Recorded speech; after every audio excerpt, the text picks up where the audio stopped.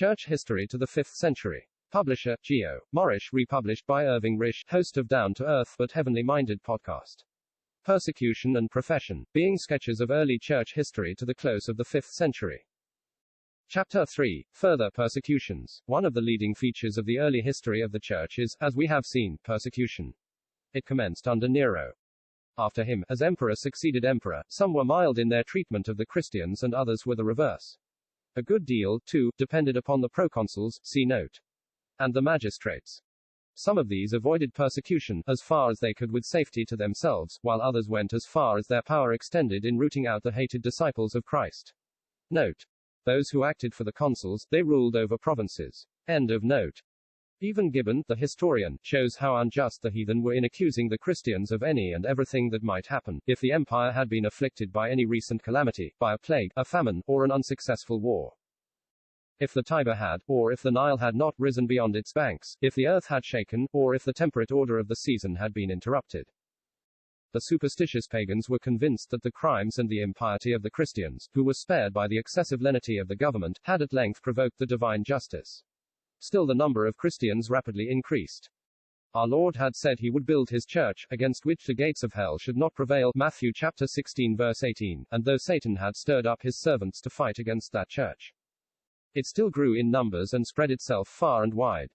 As has been often said, the blood of the martyrs was the seed of the church, and, if a few were put to death, many seemed to spring out of their ashes.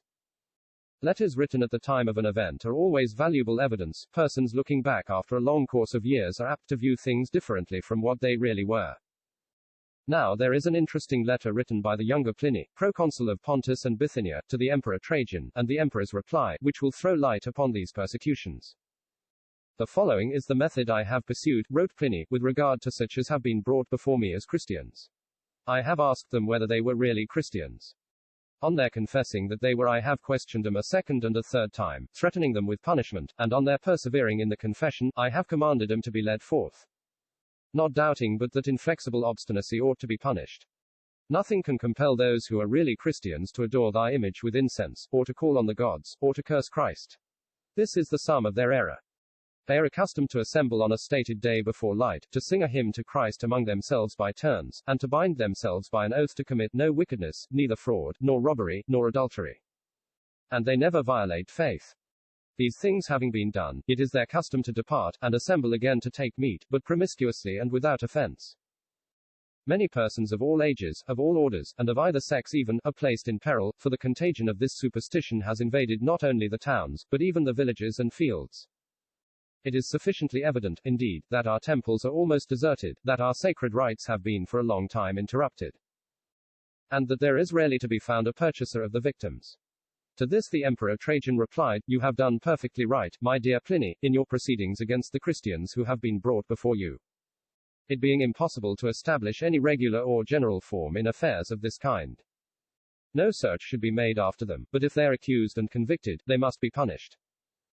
Should the accused, however, deny that he is a Christian, and prove that he is not by invoking the gods, then let him be pardoned, whatever may have been his former profession. No anonymous accusation was to be received. It would not be right. These letters are important in many particulars.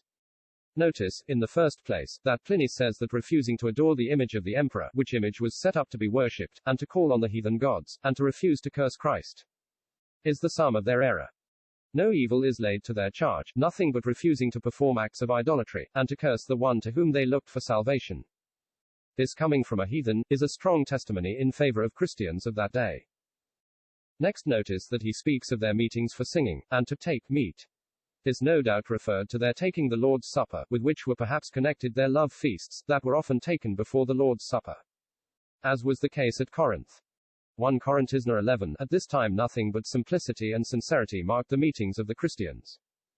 They were privately accused of wickedness, and many were tortured to induce them to reveal what they did at the private meetings, but after all that could be drawn from them, Pliny is obliged to confess to the simplicity of their meetings. In the answer of it is plainly stated that to be a Christian was a crime which must be punished. It is also clear that it had been the custom to let persons anonymously accuse the Christians. This was no longer to be allowed because such a thing would be a disgrace, even to a pagan Roman. We proceed to give a few instances of those who suffered under various emperors. Ignatius, We will first mention Ignatius, of Antioch. He lived in the reign of Trajan, whose letter we have just given. The emperor was passing through Antioch on his way to the Parthian War, in AD 106. Ignatius feared for the Christians at Antioch, and thought to save them by appearing personally before the emperor. The emperor demanded, "Art thou he who, like a bad demon, goeth about violating my commands, and leading men to perdition?" "Let no one," said Ignatius, "call Theophorus, see note. A bad demon, note. Or, one who carried God. End of note. And pray who is Theophorus? He who has Christ in his breast. And thinkest thou not that the gods who fight for us against our enemies, reside in us? You err in calling the demons of the nations gods. For there is only one God, who made heaven and earth, the sea, and all that in them is, and one Jesus Christ, his only begotten Son, whose kingdom is my portion. His kingdom, do you mean? Who was crucified under Pilate? His who crucified my sin with its author. And has put all the sin and malice of Satan under the feet of those who carry him in their hearts. Dost thou then carry him who was crucified within thee? I do, for it is written, I dwell in them, and walk in them. The emperor cut the matter short by proclaiming, since Ignatius confesses that he carries within himself him that was crucified, we command that he be carried, bound by soldiers, to great Rome, there to be torn by wild beasts, for the entertainment of the people. He was at once bound and sent on his way to Rome. Staying at Smyrna, he had an interview with Polycarp, bishop of that city. Ignatius also wrote letters to various churches, copies of which are still preserved. In writing to Rome, he begged them not to interfere to stay his execution. Suffer me, said the aged man, to become the food of bears and lions, it will afford a very short passage to heaven. As he approached Rome, a crowd of persons were seen coming from the city. They were Christians, who flocked to meet the aged man. Notwithstanding his letter, they begged of him to let them endeavor to save him, but he steadily refused. The soldiers allowed Ignatius a short time for prayer with his fellow Christians, and to give them a short exhortation. Then he was forthwith led to the amphitheater. Their wild and hungry animals were ready, and the aged man was soon devoured by them, a few fragments of his bones being all that his friends could find of his remains. Many others shared the same fate as Ignatius in the reign of Trajan. Adrian succeeded Trajan as emperor AD 117, and continued the persecutions until an apology for the Christians was presented to the emperor by Quadratus, a pious and learned man. This was followed by others, which induced the emperor to order the discontinuance of the persecution. We will consider the apologies presently. Adrian was succeeded by Antoninus Pius AD 138, who procured for the Christians still greater liberty. He sent the following sensible message to his magistrates. I am convinced that it is for the gods themselves to take care that men of this kind should not escape, for it is much more fitting that they should punish those who refuse to worship them, than that you should. Justin Martyr. Marcus Aurelius succeeded Antoninus AD 161. Marcus was accounted a philosopher, but he was a persecutor of the Christians. Among those who suffered under him was the well-known Justin Martyr. Justin was a native of Samaria. He had been early led to study philosophy, but after trying one system and another he found himself dissatisfied with all.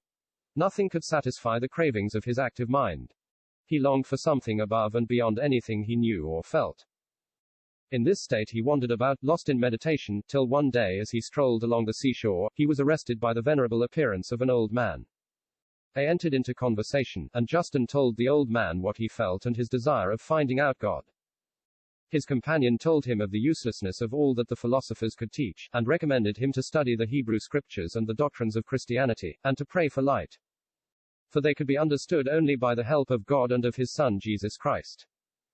They parted, and never met again. But Justin had new work before him. He read and studied and found what he wanted. He was converted to Christianity, and became a champion for the truths he had learned. He argued with the philosophers, and confuted those in error among the Christians. He also wrote 2 apologies to the emperors. At length he was seized, and carried before Rusticus the prefect. See note. He was still dressed as a philosopher, and the prefect asked him what he had studied. Note, from prefectus, one placed over others, a magistrate, or ruler. End of note. I have endeavored, said Justin, to learn every sort of knowledge, and have at last embraced the doctrine of Christianity, rejected though it be by those who are in blindness and error. What, wretch? You follow that doctrine? Yes, and with joy, because I know it to be true. Sacrifice, then, and obey. Or I will order you to be tormented without mercy. Our only desire is to suffer for the sake of Jesus Christ. Quote. He, with others, was ordered to be scourged, and then beheaded. The Christians, in the reign of Marcus Aurelius, were persecuted not so much by direct orders of the emperor, as by the cruel industry of the provincial rulers. In some places they carried this to such extremes that he sharply rebuked them, pointing out how much more zealous the Christians were in serving the God, than the heathen were in devotion to theirs, and willingly died for their faith. He prohibited all search for Christians, and enacted penalties against the informers.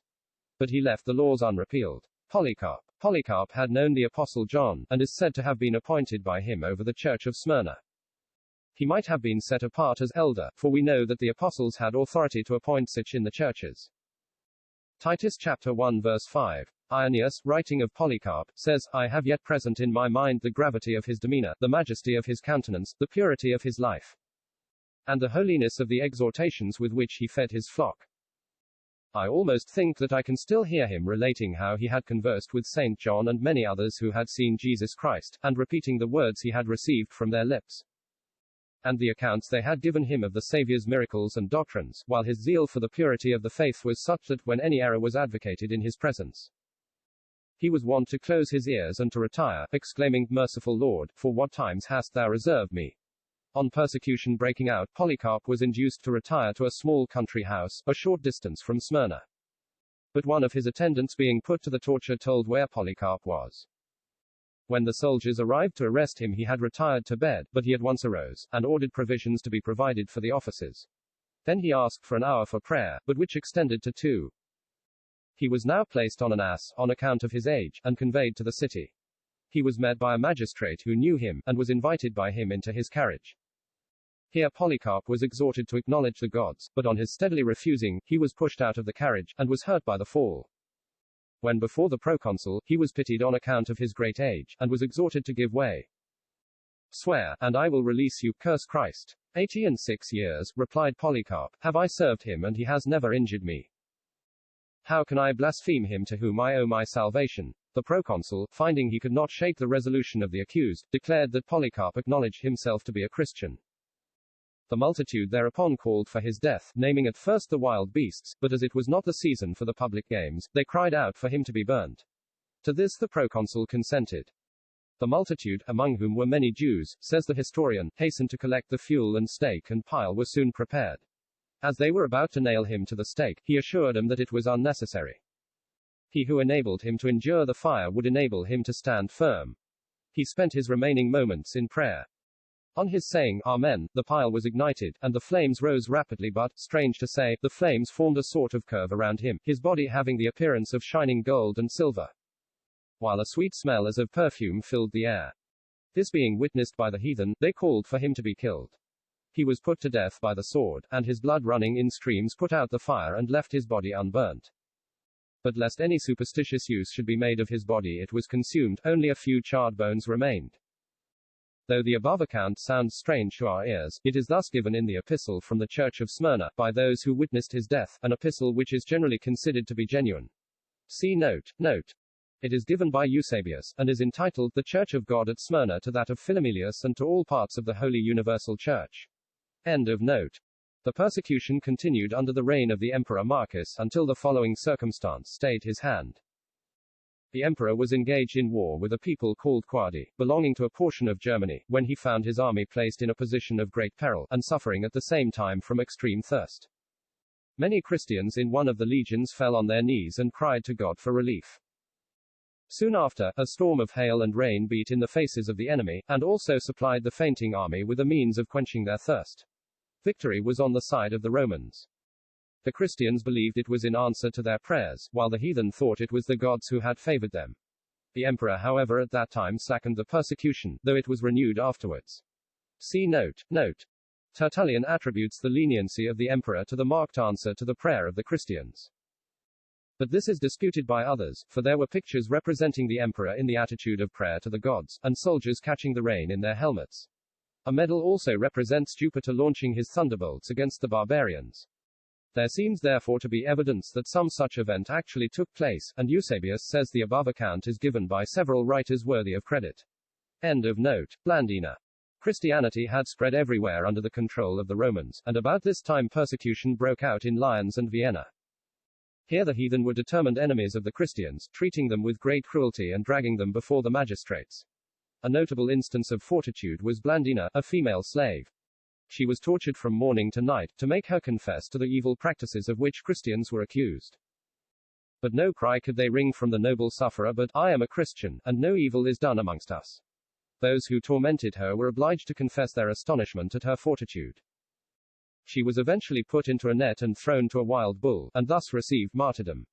Perpetua. Severus was made emperor AD 193.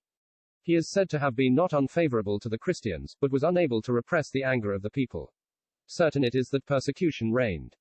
At Carthage in AD 204, 4 were seized and cast into prison. Among them was a lady named Vivia Perpetua. She wrote an account of her own sufferings.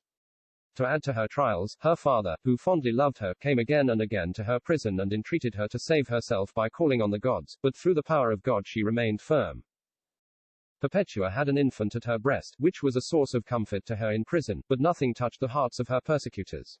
At length she was brought before the judge. Her father appeared in court to make another effort to save her. Even the judge was moved at the scene. "Spare the old age of your father, and the helplessness of your infant," said he, "sacrifice for the prosperity of the emperor." "I will do nothing of that kind," she said. "Are you a Christian?" "I am." Her father was almost beside himself. He tried to drag her away, until the judge ordered him out of court. She was condemned.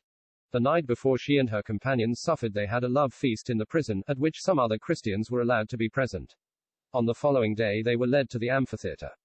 The men were attacked by bears and a leopard. Perpetua and Felicitas, a Christian slave, were placed in nets and exposed to a wild cow. By this they were attacked and wounded, but not killed. The spectators called for the death, and this was effected by the swords of the gladiators. These are but examples of the many who suffered during the reign of Severus. After his death, during the reigns of several emperors, for 24 years the Christians had comparative peace. But before looking at the last of the persecutions, we must refer to some other matters of interest.